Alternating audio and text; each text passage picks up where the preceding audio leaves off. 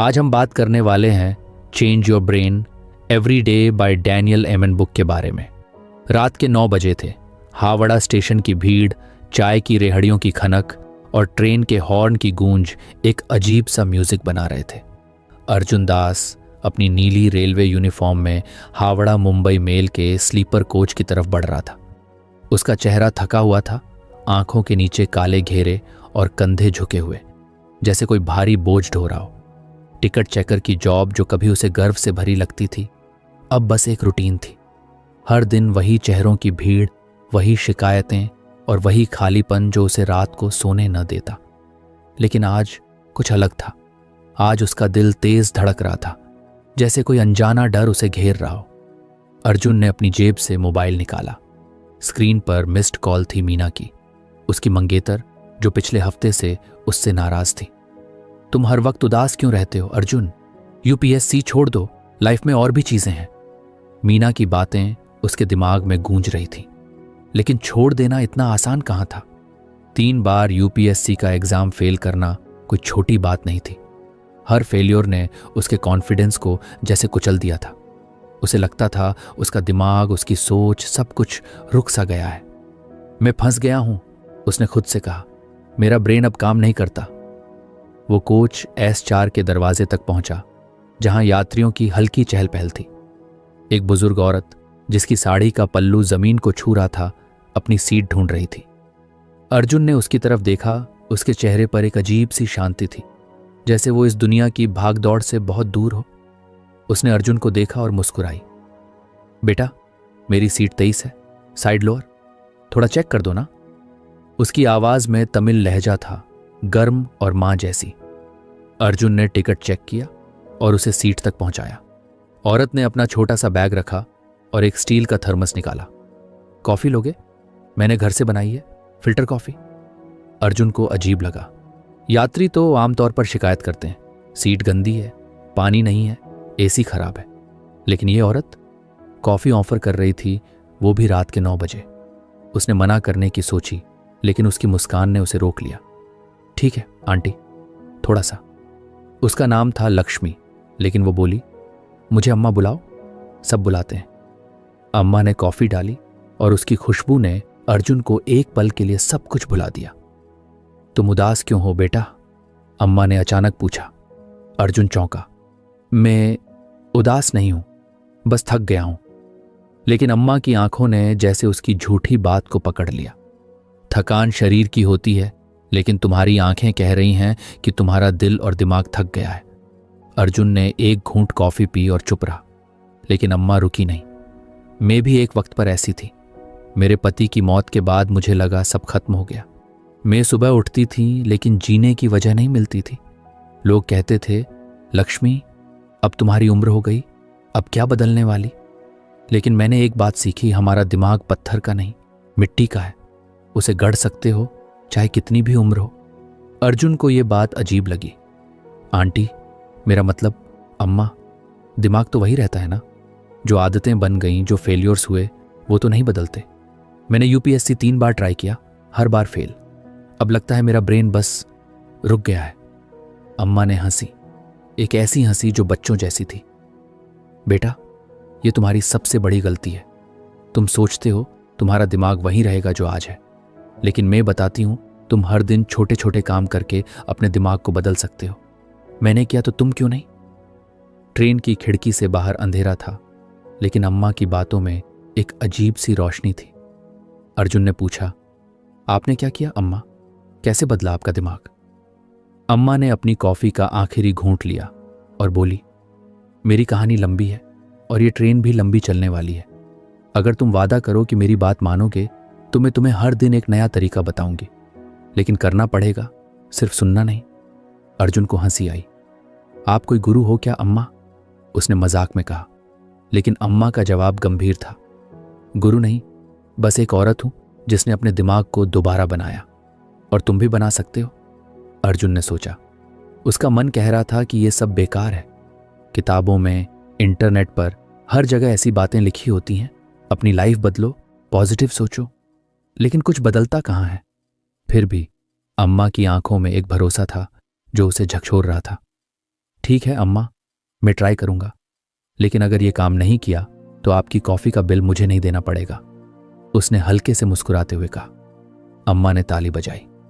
शाबाश, पहला कदम तो उठा लिया। अब सुनो, तुम्हारा दिमाग बदलने का पहला रूल है हर दिन एक छोटा सा काम करो जो तुम्हें लगता है कि तुम नहीं कर सकते। आज से शुरू करते हैं। अर्जुन ने पूछा, क्या करूं?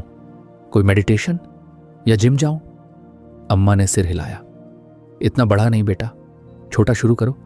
आज रात जब तुम घर जाओ तो 10 मिनट के लिए बाहर टहलो, बस टहलो, फोन मत देखो, आसपास की चीजें देखो, पेड़, सड़क, लोग, तुम्हारा दिमाग सांस लेगा।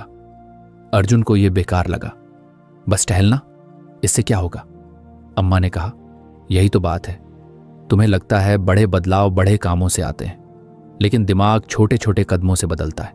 ट्राई करके देखो। ट्रेन अब खड़गपुर स्टेशन के पास थी। बाहर चाय वालों की आवाज गूंज रही थी, चाय, गरम चाय। अर्जुन ने अम्मा को देखा। उसकी बातें अजीब थीं, लेकिन उसकी आवाज में एक यकीन था।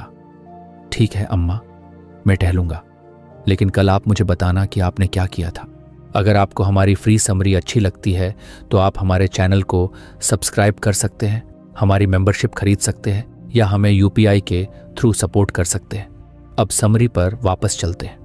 अम्मा ने मुस्कुराकर सिर हिलाया। वादा, कल सुबह जब ट्रेन फिर चलेगी मैं तुम्हें अपनी कहानी का पहला हिस्सा सुनाऊंगी। उस रात अर्जुन जब अपनी छोटी सी किराए की फ्लैट में पहुंचा तो उसे अम्मा की बात याद आई।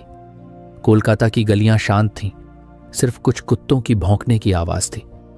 उसने फोन टेबल पर रखा और बाहर निकल गया। गली के अंत में एक बूढ़ा पीपल का पेड़ था, जिसके नीचे एक छोटा सा मंदिर था। अर्जुन वहां तक टहला। हवा ठंडी थी और पहली बार उसे लगा कि उसका दिमाग, जो हमेशा यूपीएससी, मीना और फेल्योर की बातों में उलझा रहता था, थोड़ा खुल रहा है। वो 10 मिनट टहलकर वापस आया। कुछ खास नहीं हुआ, लेकिन उसे नींद अच्छी आई, शायद महीनों बाद। सुबह जब वो ट्रेन पर फिर से ड्यूटी के लिए पहुंचा तो अम्मा अपनी सीट पर बैठी थी, वही थर्मस लिए। किया? उसने पूछा, जैसे कोई टीचर हो। अर्जुन ने हंसकर कहा, हाँ अम्मा, ठहला, लेकिन बस इतना ही। अब क्या? अम्मा ने कहा, अब मेरी कहानी सुनो। जब मैं 30 साल की थी मेरे पति की मौत हो गई। गांव में सबने कहा, लक्ष्मी अब तुम्हारी जिंदगी खत्म। मैं खुद भी यही सोचती थी, लेकिन एक दिन मैंने फैसला किया कि मैं हर दिन कुछ नया करूंगी, चाहे कितना छोटा हो। पहला काम, मैंने अपने घर के बाहर एक तुलसी का पौधा लगाया। रोज उसे पानी देती थी। उस छोटे से काम ने मुझे एहसास दिलाया कि मैं रुकी नहीं हूं, मेरा दिमाग बदल सकता है। अर्जुन चुपचाप सुन रहा था। अम्मा की कहानी में कुछ था जो उसे छू रहा था। तो आप कह रही हैं कि मैं भी कुछ छोटा शुरू करूं, लेकिन मेरा टारगेट तो बड़ा है अम्मा, मैं ऑफिसर बनना चाहता हूं। अम्मा ने कहा, बड़ा टारगेट छोटे कदमों से ही पूरा होता है बेटा। तुम हर दिन अपने दिमाग को थोड़ा और मजबूत करो, वो तुम्हें वहां ले जाएगा। आज का काम, सुबह 10 मिनट सूरज की रोशनी में बैठो, बस। अर्जुन को हंसी आई। आपके सारे काम इतने सिंपल क्यों हैं अम्मा? क्योंकि दिमाग को सिंपल चीजें चाहिए, अम्मा ने जवाब दिया। तुम करो, फिर बताना। ट्रेन अब बंगाल के खेतों को पार कर रही थी। बाहर धान के खेतों में सुबह की धूप चमक रही थी।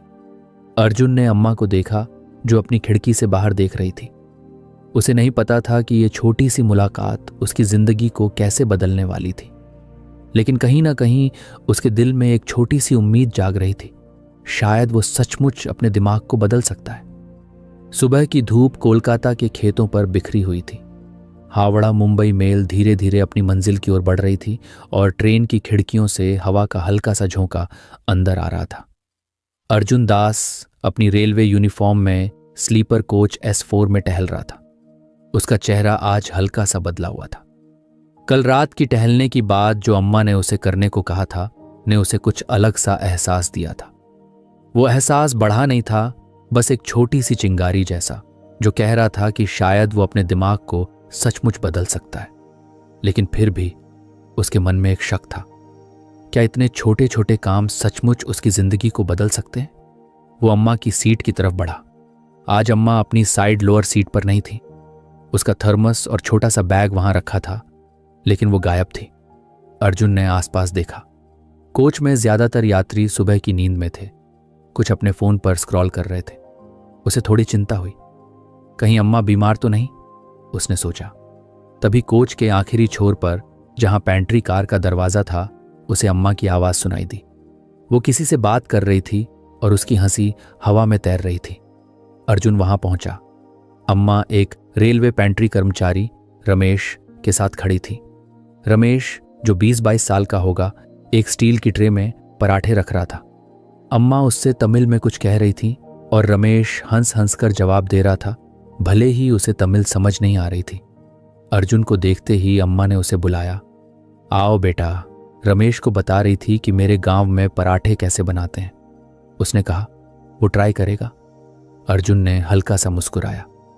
आप सुबह सुबह पराठों की क्लास ले रही हैं अम्मा? अम्मा ने आंख मारी। क्लास नहीं बेटा, बस जिंदगी की बातें। रमेश को लगता है वो सिर्फ पैंट्री में काम करने वाला है, लेकिन मैंने कहा तुम जो सोचते हो वही बनते हो। रमेश ने शर्माते हुए कहा, आंटी आप तो मेरे सिर पर चढ़ रही हैं, मैं तो बस पराठे बनाता हूं। अम्मा ने गंभीर होकर कहा, बस पराठे नहीं बेटा, तुम्हारा दिमाग बनाता है कि तुम क्या सोचते हो, क्या महसूस करते हो और क्या करते हो। अगर तुम सोचो कि तुम सिर्फ पराठे बनाने वाले हो तो तुम वही रहोगे, लेकिन अगर सोचो कि तुम कुछ और बन सकते हो तो तुम्हारा दिमाग तुम्हें वहां ले जाएगा। अर्जुन को अम्मा की बात छू गई। वो चुपचाप सुन रहा था। अम्मा ने उसकी तरफ देखा और कहा, तुम भी तो यही सोचते हो ना अर्जुन, कि तुम फेल हो तो बस वही रहोगे। लेकिन मैं तुम्हें एक बात बताती हूं, तुम जो सोचते हो, जो फील करते हो, वो सब तुम्हारे दिमाग की सेहत पर निर्भर करता है। अगर तुम अपने दिमाग को ठीक रखो तो तुम्हारी जिंदगी बदल सकती है। अर्जुन ने पूछा, दिमाग की सेहत मतलब? अम्मा ने रमेश को इशारा किया कि वो अपने काम पर जाए और अर्जुन को पास बैठने को कहा। ट्रेन अब एक छोटे से स्टेशन शालीमार के पास रुकी थी। बाहर कुछ बच्चे अखबार बेच रहे थे और एक भिखारी गाना गा रहा था। अम्मा ने कहा, तुम्हारा दिमाग वो मशीन है जो तुम्हारी हर सोच, हर भावना, हर फैसला बनाती है। अगर वो थक गया, बीमार है, तो तुम्हारी जिंदगी भी वैसी ही होगी, उदास, भारी, रुकी हुई। लेकिन अगर तुम उसे प्यार दो, उसे सही खाना दो, उसे सही सोच दो, तो वो तुम्हें नई राह दिखाएगा। अर्जुन को यह बात थोड़ी जटिल लगी। लेकिन अम्मा, मेरा दिमाग तो हर वक्त यूपीएससी के फेल्योर, मीना की नाराजगी और जॉब की टेंशन में उलझा रहता है। मैं चाहकर भी पॉजिटिव कैसे सोचूं? अम्मा ने अपनी साड़ी का पल्लू ठीक किया और बोली, पॉजिटिव सोच कोई जादू नहीं है बेटा, ये तुम्हारे दिमाग को ट्रेन करने का काम है। जब मैंने अपने पति को खोया तो मेरा दिमाग हर वक्त उदासी में डूबा रहता था। मैं सोचती थी कि मैं अकेली हूं, मेरी जिंदगी बेकार है। लेकिन एक दिन मेरे गांव की एक बूढ़ी औरत ने मुझे कुछ कहा जो मैं आज तुम्हें बता रही हूं। उसने कहा, लक्ष्मी, तुम्हारा दिमाग तुम्हारा गुलाम है, तुम जो उसे खिलाओगे वही वो तुम्हें देगा। मैंने उस दिन से अपने दिमाग को नई चीजें खिलानी शुरू की। क्या चीजें? अर्जुन ने उत्सुकता से पूछा। अम्मा ने मुस्कुराकर कहा, सबसे पहले मैंने अपने दिमाग को शांति दी। हर सुबह मैं गांव के मंदिर के पास बैठती थी, बस 10 मिनट। कुछ नहीं सोचती थी, बस सांस लेती थी। दूसरा, मैंने अपने खाने को बदला। मेरे गांव में लोग कहते थे, खाना तो बस पेट भरने के लिए है, लेकिन मैंने सीखा कि अच्छा खाना, हरी सब्जियां, मछली, नारियल मेरे दिमाग को ताकत देता है। और तीसरा, मैंने अपने दिमाग को नई कहानियां दी। मैं बच्चों को कहानियां सुनाने लगी, उनके साथ हंसने लगी। धीरे धीरे मेरा दिमाग बदल गया। मैं वही लक्ष्मी नहीं रही जो उदास बैठी रहती थी। अर्जुन चुप था। अम्मा की बातें सुनकर उसे अपनी जिंदगी का एक एक पल याद आ रहा था। हर बार जब वो उदास होता, वो और गहरे डिप्रेशन में चला जाता। हर बार जब वो मीना से झगड़ता, वो और चिड़चिड़ा हो जाता। तो आप कह रही हैं कि मेरा दिमाग ही मुझे इतना परेशान कर रहा है? उसने पूछा। हाँ बेटा, अम्मा ने कहा, तुम्हारा दिमाग तुम्हारी जिंदगी की किताब लिखता है। अगर तुम उसे बीमार रखोगे, बुरी सोच, खराब खाना, नींद की कमी, तो वो तुम्हें उदासी की कहानी देगा। लेकिन अगर तुम उसे ठीक करो तो वो तुम्हें हिम्मत, खुशी और नई राह देगा। अर्जुन ने गहरी सांस ली। लेकिन अम्मा, ये सब कैसे शुरू करूं? मेरा दिमाग तो हर वक्त टेंशन में रहता है। अम्मा ने अपनी जेब से एक छोटा सा नोटबुक निकाला। वो पुराना था, किनारे फटे हुए, लेकिन उसमें कुछ लिखा हुआ था। ये मेरा साथी है, उसने कहा। जब मेरा दिमाग मुझे परेशान करता था, मैं इसमें लिखती थी। आज तुम्हारा काम यह है, जब तुम्हारी शिफ्ट खत्म हो तो 10 मिनट के लिए बैठो और लिखो कि तुम्हें अपनी जिंदगी में क्या अच्छा लगता है। कुछ भी, चाहे वो छोटा हो। और अगर तुम्हारा दिमाग कहे कि कुछ अच्छा नहीं है तो उसे बोलो कि चुप रहे। अर्जुन को यह अजीब लगा। लिखना? मैं तो डायरी वगैरह नहीं रखता अम्मा। तुम्हें डायरी नहीं रखनी बेटा, अम्मा ने कहा। बस अपने दिमाग को बताना है कि तुम उसका बॉस हो। तुम जो लिखोगे वो तुम्हारी सोच को बदलेगा। ट्राई करके देखो। ट्रेन अब एक नदी के किनारे से गुजर रही थी। बाहर पानी में सूरज की किरणें चमक रही थीं। अर्जुन ने अम्मा को देखा। उसकी बातें सरल थीं, लेकिन उनमें एक गहराई थी। ठीक है अम्मा, मैं लिखूंगा, लेकिन आप मुझे अपनी कहानी का अगला हिस्सा कब सुनाएंगी? अम्मा ने हंसी। जल्दी है तुम्हें? ठीक है, आज शाम जब ट्रेन नागपुर पहुंचेगी मैं तुम्हें बताऊंगी कि मैंने अपने दिमाग को कैसे शांत किया। लेकिन पहले तुम अपना काम करो। उस दिन अर्जुन की शिफ्ट भारी थी। एक यात्री ने गलत टिकट की शिकायत की, दूसरा एसी कोच की खराबी को लेकर चिल्लाया। लेकिन हर बार जब उसका दिमाग चिड़चिड़ाहट की तरफ जाता, उसे अम्मा की बात याद आती, तुम्हारा दिमाग तुम्हारी जिंदगी बनाता है। उसने खुद को रोका।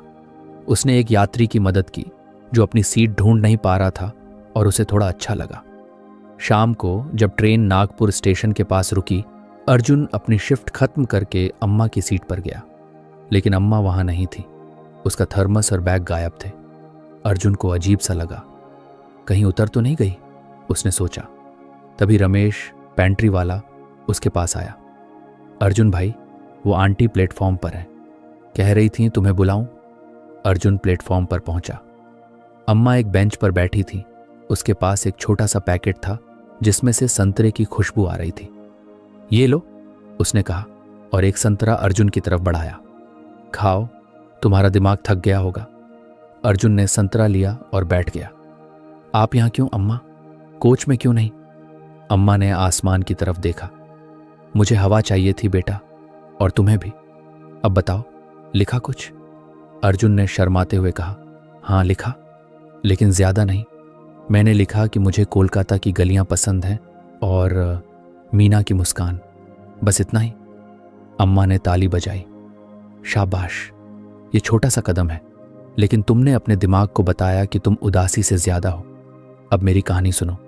जब मैंने अपने दिमाग को शांत करना शुरू किया तो मैंने एक काम किया। मैंने हर दिन कुछ ऐसा किया जो मुझे खुशी देता था। मेरे गांव में एक तालाब था। मैं वहां बैठती थी, मछलियां देखती थी।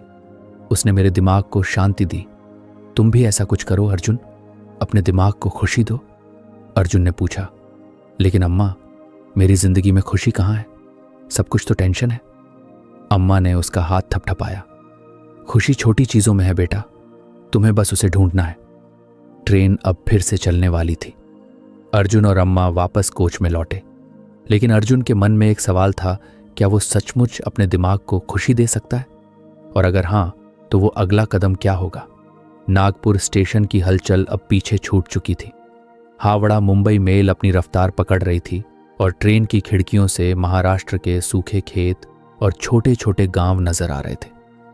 अर्जुन दास कोच S4 में अपनी ड्यूटी निभा रहा था, लेकिन उसका दिमाग कहीं और था।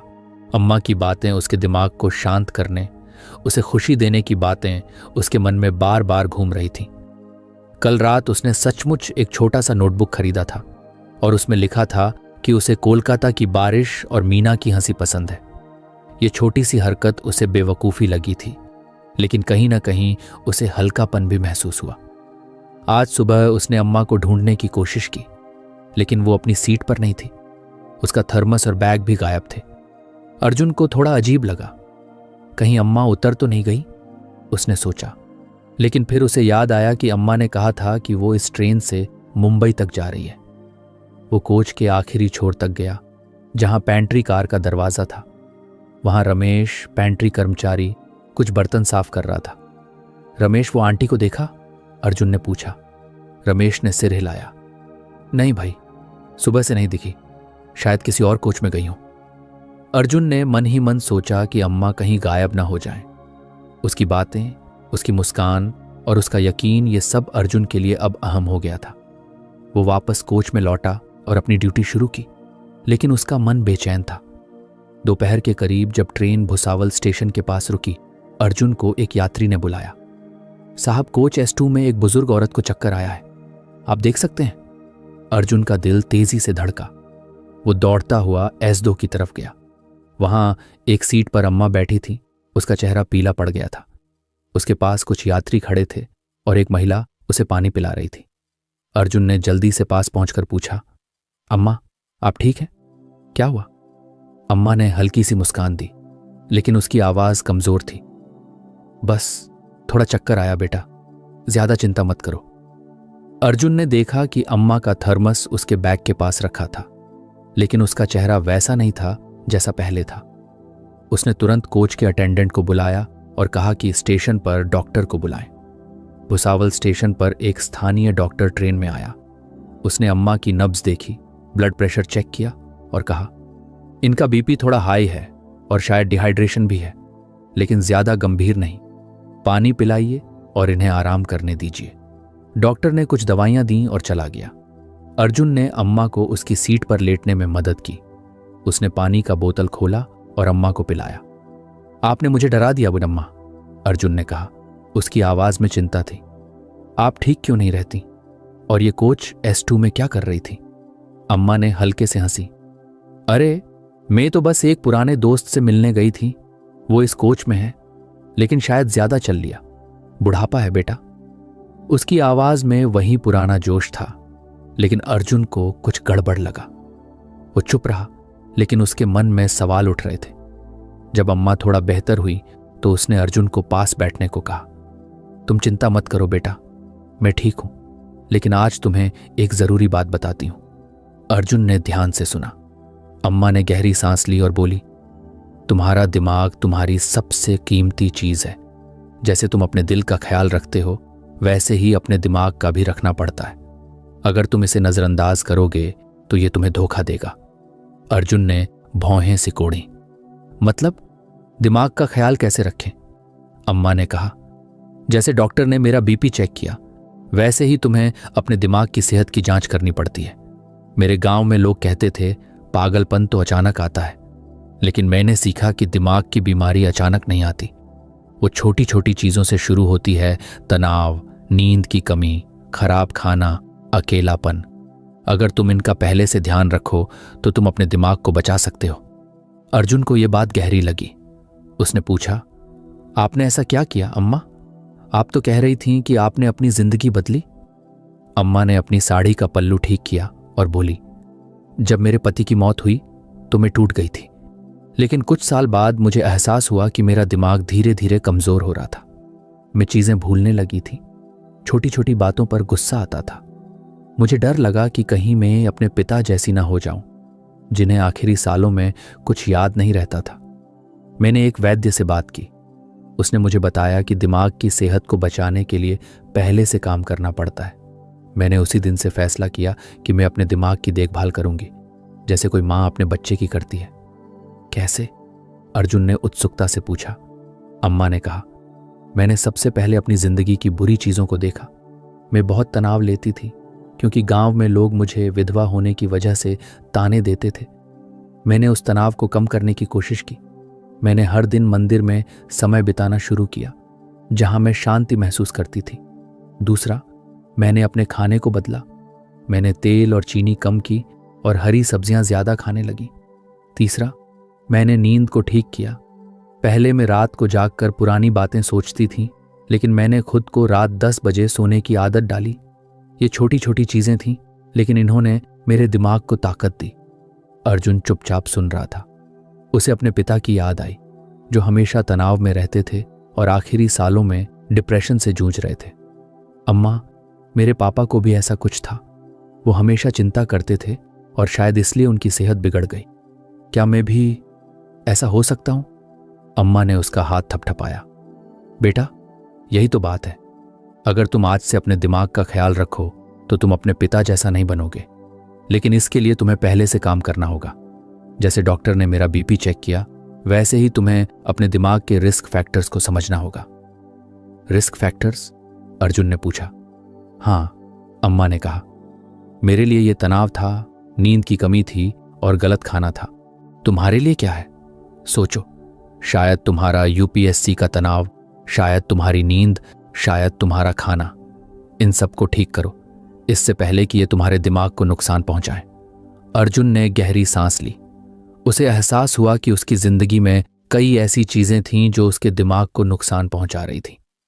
वो हर रात देर तक फोन स्क्रॉल करता था, जिससे उसकी नींद खराब हो रही थी। वो ज्यादातर बाहर का तला हुआ खाना खाता था, क्योंकि उसे खाना बनाने का वक्त नहीं मिलता था। और सबसे बड़ी बात, वो हर वक्त यूपीएससी के फेल्योर और मीना की नाराजगी के बारे में सोचता रहता था। तो मैं क्या करूं अम्मा? उसने पूछा। अम्मा ने मुस्कुराकर कहा, आज का काम यह है, अपनी जिंदगी का एक रिस्क फैक्टर ढूंढो और उसे ठीक करने का एक छोटा सा कदम उठाओ। जैसे अगर तुम्हारी नींद खराब है तो आज रात फोन जल्दी बंद कर दो और 8 घंटे सोने की कोशिश करो। या अगर तुम गलत खाना खाते हो तो आज रात कुछ हल्का और पौष्टिक खाओ। बस एक कदम बेटा। अर्जुन को यह काम आसान लगा, लेकिन उसे यकीन नहीं था कि इससे कुछ बदलेगा। फिर भी अम्मा की बातों में एक जादू था। ठीक है अम्मा, मैं ट्राई करूंगा, लेकिन आप ठीक है ना? फिर से चक्कर तो नहीं आएगा? अम्मा ने हंसी।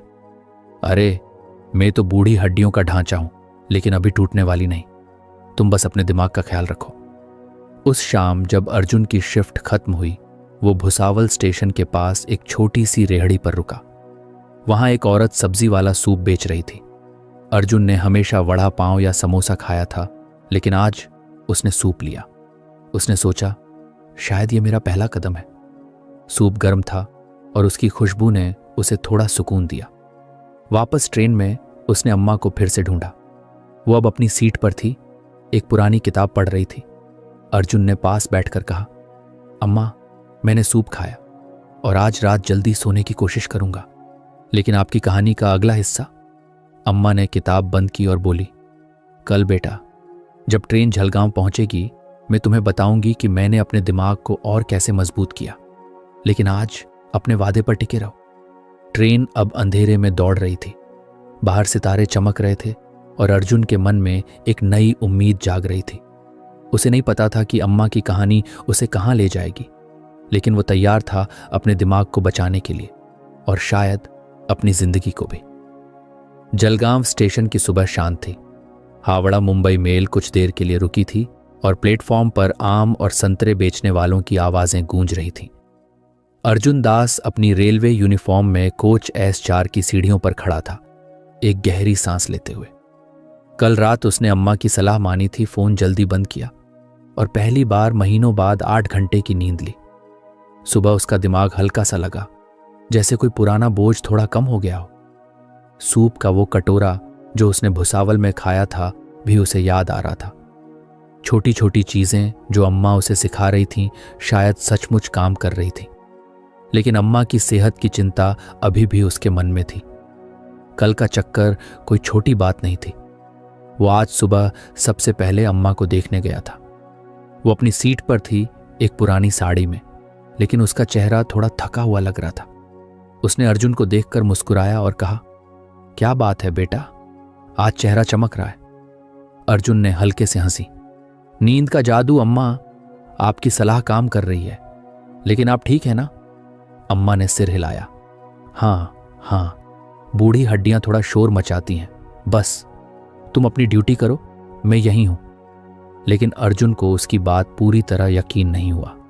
वो ड्यूटी पर लौट गया, लेकिन मन में ठान लिया कि आज वो अम्मा पर नजर रखेगा। दोपहर तक ट्रेन महाराष्ट्र के खुले मैदानों को पार कर रही थी। कोच में यात्रियों की हल्की चहल पहल थी। अर्जुन टिकट चेक कर रहा था जब उसे कोच S4 के आखिरी छोर से कुछ हंसी मजाक की आवाजें सुनाई दी। वो वहां पहुंचा तो देखा कि अम्मा एक छोटे से ग्रुप के साथ बैठी थी, 2 बच्चे, उनकी मां और एक बुजुर्ग आदमी। अम्मा बच्चों को एक कहानी सुना रही थी, तमिल में, लेकिन उसकी आवाज और हाव भाव इतने जीवंत थे कि बच्चे ठहाके मारकर हंस रहे थे। मां भी मुस्कुरा रही थी और बुजुर्ग आदमी ताली बजा रहा था। अर्जुन थोड़ा रुक कर देखता रहा। अम्मा ने उसे नोटिस किया और बुलाया, आओ बेटा, ये सुनो, मैं रामायण की कहानी सुना रही हूं, लेकिन थोड़ा मसाला डालकर। बच्चों ने उत्साह से कहा, अंकल बैठो ना। आंटी ने बताया कि हनुमान जी ने लंका में आग लगाई थी, लेकिन वो डर गए थे कि सीता मां को नुकसान ना हो जाए। अर्जुन ने हल्का सा मुस्कुराया और पास बैठ गया। अम्मा ने कहानी खत्म की और बच्चे तालियां बजाने लगे। मां ने अम्मा का शुक्रिया अदा किया। आपके साथ बात करके बच्चों को इतना मजा आया। हम मुंबई जा रहे हैं और वो बोर हो रहे थे। अम्मा ने हंसी। बच्चे तो फूल हैं बहन, उनके साथ समय बिताओ तो मन भी खिल जाता है।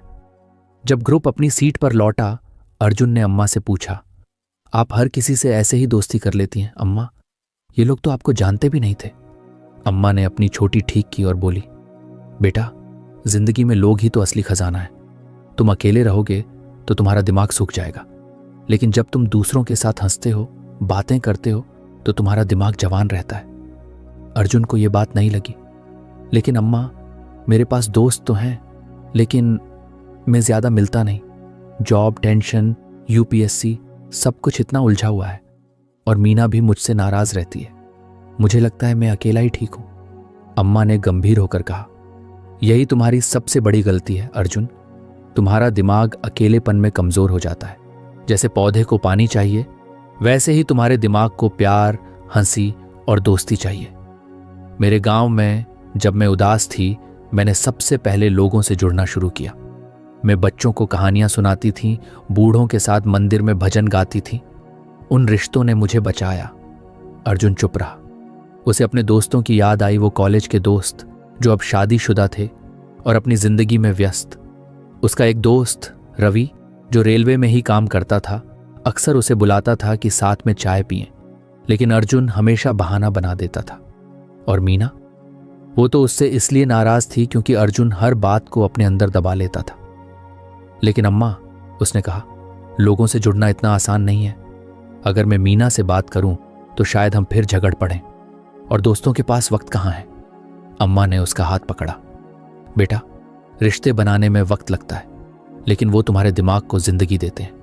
जब मैंने अपने गांव में लोगों से बात शुरू की तो पहले मुझे डर लगता था कि वो मुझे जज करेंगे, लेकिन धीरे धीरे मैंने सीखा कि लोग प्यार चाहते हैं, बस उसे देने वाला चाहिए। तुम भी एक कदम उठाओ। आज किसी से बात करो, कोई दोस्त, कोई सहकर्मी या मीना, बस थोड़ा सा दिल खोलो। अर्जुन ने सोचा। उसे रवि की याद आई, जो हमेशा हंसमुख रहता था और रेलवे के क्वार्टर में रहता था। शायद रवि से बात करूं, उसने मन में कहा, लेकिन मीना से बात करने का ख्याल उसे डराने लगा। उस दिन दोपहर में जब ट्रेन एक छोटे से स्टेशन पाचौरा पर रुकी, अर्जुन ने रवि को फोन किया। रवि उसी ट्रेन में था, बस दूसरे कोच में। अरे अर्जुन, तूने फोन किया? क्या बात है भाई? रवि की आवाज में वही पुराना जोश था। बस यूं ही, अर्जुन ने कहा। तू फ्री है? थोड़ा गपशप करें? रवि ने हंसी। अरे, मैं तो हमेशा फ्री हूं। चल, प्लेटफॉर्म पर मिल। प्लेटफॉर्म पर रवि और अर्जुन एक चाय की रेहड़ी के पास खड़े हो गए। रवि ने अपनी जिंदगी की बातें शुरू की, उसकी बीवी की नई साड़ी, उसके बेटे का स्कूल और रेलवे का नया नियम। अर्जुन पहले चुपचाप सुनता रहा, लेकिन फिर उसने अपनी बातें शेयर की। यूपीएससी का फेल्योर, मीना की नाराजगी। रवि ने गंभीर होकर कहा, भाई, तू बहुत अकेले रहता है। चल मेरे घर आ, मेरी बीवी खाना बनाएगी और तू अपने टेंशन भूल जाएगा। अर्जुन को अच्छा लगा। रवि की बातों ने उसे हल्का सा महसूस कराया। उसने सोचा, शायद अम्मा सही कह रही हैं, लोग मेरे दिमाग को सुकून दे सकते हैं। शाम को जब ट्रेन नासिक की ओर बढ़ रही थी, अर्जुन ने हिम्मत जुटाई और मीना को फोन किया। उसका दिल तेजी से धड़क रहा था। मीना ने तीसरी रिंग पर फोन उठाया। हाँ अर्जुन, क्या हुआ? उसकी आवाज में ठंडक थी। अर्जुन ने गहरी सांस ली। मीना, मैं बस तुम मिल की रास्ता, मैं तुमसे बात करना चाहता हूं। मैं जानता हूं कि मैंने तुम्हें बहुत परेशान किया है, लेकिन मैं कोशिश कर रहा हूं मीना, मैं बदलना चाहता हूं। मीना चुप रही। फिर उसने कहा, अर्जुन, तुम सिर्फ बातें करते हो, तुम कभी कुछ करते क्यों नहीं? अर्जुन ने कहा, मैं कर रहा हूं मीना, छोटे छोटे कदम। मैं अपनी जिंदगी को ठीक करने की कोशिश कर रहा हूं, बस मुझे तुम्हारा साथ चाहिए। मीना की आवाज नरम हुई। ठीक है अर्जुन, लेकिन यह सिर्फ बातों से नहीं होगा, मुझे तुम्हारा बदलाव देखना है। अर्जुन ने मुस्कुराया। तुम देखोगी मीना, मैं वादा करता हूं। फोन कटने के बाद अर्जुन को एक अजीब सा सुकून मिला। वो बातचीत आसान नहीं थी, लेकिन उसने उसे हल्का महसूस कराया। वो अम्मा के पास गया, जो अब अपनी सीट पर एक पुरानी चादर ओढ़कर बैठी थी। अम्मा, मैंने रवि से बात की, उसने कहा, और मीना से भी। थोड़ा अजीब लगा, लेकिन अच्छा भी। अम्मा ने ताली बजाई। शाबाश बेटा, तुमने अपने दिमाग को एक नया दोस्त दिया। अब इसे और बढ़ाओ। कल मैं तुम्हें बताऊंगी कि मैंने अपने गांव में कैसे लोगों को जोड़ा, लेकिन आज अपने दिल को हल्का रखो। ट्रेन अब नासिक के करीब थी। बाहर पहाड़ों की छाया दिख रही थी और अर्जुन के मन में एक नई उम्मीद थी। उसे नहीं पता था कि ये रिश्ते उसे कहाँ ले जाएंगे, लेकिन वो तैयार था अपने दिमाग को और मजबूत करने के लिए। तो फ्रेंड्स, ये थी हमारी आज की बुक समरी। आपको कैसी लगी कमेंट करके ज़रूर बताएं, और धन्यवाद आपका समरी एंड तक सुनने के लिए।